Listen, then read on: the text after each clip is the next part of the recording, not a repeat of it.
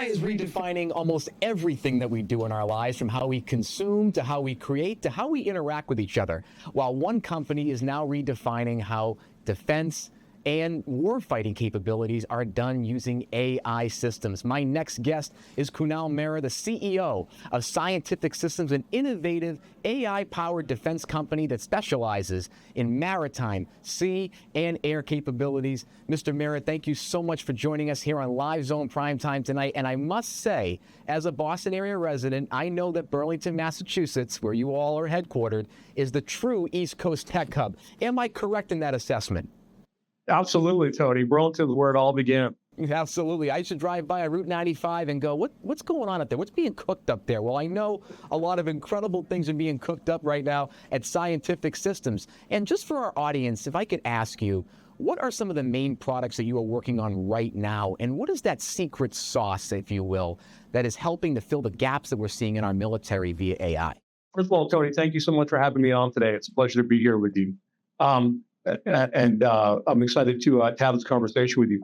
The mission that we work on is a product line that we call Collaborative Mission Autonomy. And what that is it's an AI-powered software platform that enables us to take the very best of low-cost American manufacturing, drones, boats, systems, whether they're built for defense or built for commercial applications. And by integrating with our CMA software, we make those systems smart and intelligent and autonomous so they can be used by themselves or in swarms of systems to enable our warfighters to take on our adversaries and our enemies around the world. When looking at the AI capability itself, we're doing things to write now and create content or interact with one another. How can AI be proficient during some of those moments in warfighting where it's unpredictable, for example? How are you training your systems to ensure that that's possible for our warfighters and that there isn't a malfunction or the system can't get fooled, if you will? Yeah, that is a fantastic question, Tony, because I think one of the biggest issues in the national security environment is having trust in these autonomous systems. So we've been at this for a long time. We're not an upstart. We've actually been developing the software for over a decade now. And one of the keys to success here is that all of the behaviors, all the rules that we develop, we actually sit down with subject matter experts from the military who are heavily steeped in these missions. And they help us define what the rules of engagement are, how a system should act over different kinds of contingencies, different kinds of scenarios. And then we use those as guardrails so that when we implement the software, there is some tolerance, but you can move outside of those guardrails. And that's what really protects us and it avoids the exact kind of situation you're talking about. Whereas in the commercial world, it's not uncommon for AI systems to, hallucinate. Right. We can't accept that in the defense world. Of course. And this whole VENOM boat that I've been watching on a loop for the last, I would say, 3 or 4 days, this is a really cool system. And I think for any viewer overall, could you take us through the production process of how that came about? What are some of the collaborations that you've done with other providers or the community to really figure out how to make this boat work? Sure, absolutely. Well, and as you said, we're a software company. So we don't actually manufacture the boat. But the military came to us and they said, you know what? We're looking at what the Ukrainians are doing and the amazing capabilities that they've been able to create by using recreational boats and turning them into weapon systems to push back the Russian Navy. We need something like that for America, but we need the next generation of that, where it's not just a single boat, but it's multiple boats, 8 to 10 of them that work together as a squad to intelligently overwhelm our adversaries. And so we paired up with actually a local company here in the Boston area called Tideman Marine. And Tideman makes a recreational boat that's made out of a really innovative plastic called high-density polyethylene. So it's really inexpensive. It's really cheap. You don't need expensive facilities to build it. You can pretty much do this anywhere in the country, potentially even anywhere in the world. But we're able to produce these boats en masse. And what really makes the boat capable as a military system is our AI-powered software that we put on it. It enables the boat to detect threats, to detect collision warnings, and to be able to operate by itself. And then more importantly, it enables a squad of these boats, 8 to 10 of them, to work together collaboratively so they can intelligently overwhelm our adversaries by coming at them from multiple different angles and really overwhelm their defenses. How do you think that this can be scaled up at a military level in a solid enough time to meet the threats that America is facing right now? Yeah, great question. So VENOM is available today. It's actually in production. Our partner has production facilities around the country. We can, scale up to about 400 to 500 units per year to produce these, and we could even, scale higher than that if that's what the military wanted. And again, what's really cool here is the hardware is just one piece of it. We're using all commercial parts, so the supply chain is not an issue. All these components are readily available in the commercial ecosystem. What really drives the innovation and the military capability here is the AI-powered software.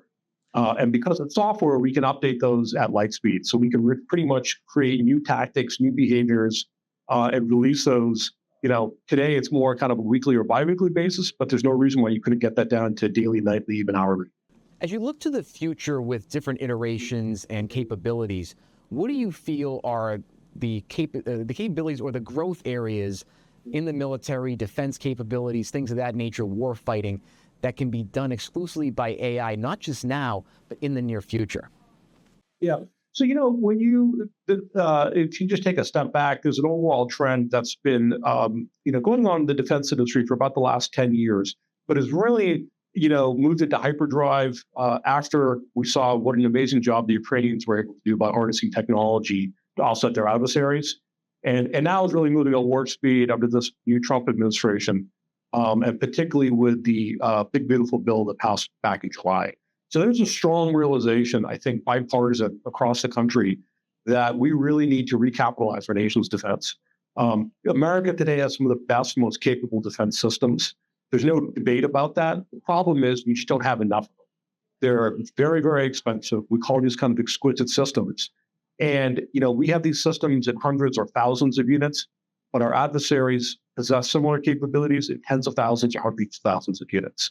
And so there's this whole concept that really companies like Scientific Systems are pushing the forefront toward, and it's what we call affordable mass. So it's not replacing these legacy systems, but it's augmenting them with a whole new class of weapon systems that are highly affordable, and they're all enabled by software and autonomy so that we can buy them en masse.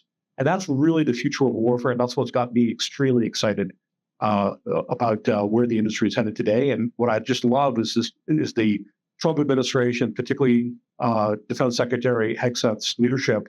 They're driving significant reforms across the department to really break down barriers so that innovative companies like us, commercial businesses, can very quickly cut through all the red tape and offer these systems directly to the warfighter very quickly. Speaking of those reforms, one of the major things that our viewers and Americans generally think about with the Defense Department is the audits, that a lot of things are overpriced. The budget is really large, right? So what are some of the ways that you are able to keep things cost effective for the military and the taxpayer generally? Yes, great question. So what we're really doing is, we're partnering with the best of breed commercial companies that have, low cost products that they already build and sell commercially. And we're helping them turn those capabilities into a weapon system and provide it to the Department of Defense. So we really become that enabler to kind of create this larger ecosystem of all these wonderful commercial companies to come into the defense ecosystem. And that's really critical because these companies living in the commercial world, there's incredible competition, incredible cost pressure in the commercial world. If you don't innovate, you die. So we're benefiting from that competition and from that mindset that our partners have.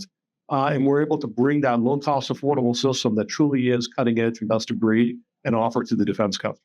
In your mind, when you look at everything scaling up in the future with autonomous boats, AI software generally, what is warfighting going to look like in the next couple of years? We're having a lot of conflicts, whether it be with Venezuela, we're having different regional conflicts over in the Middle East.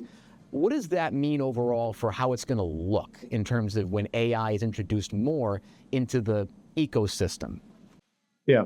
Look, I think overall, just the speed of warfare is increasing at a very, very rapid tempo.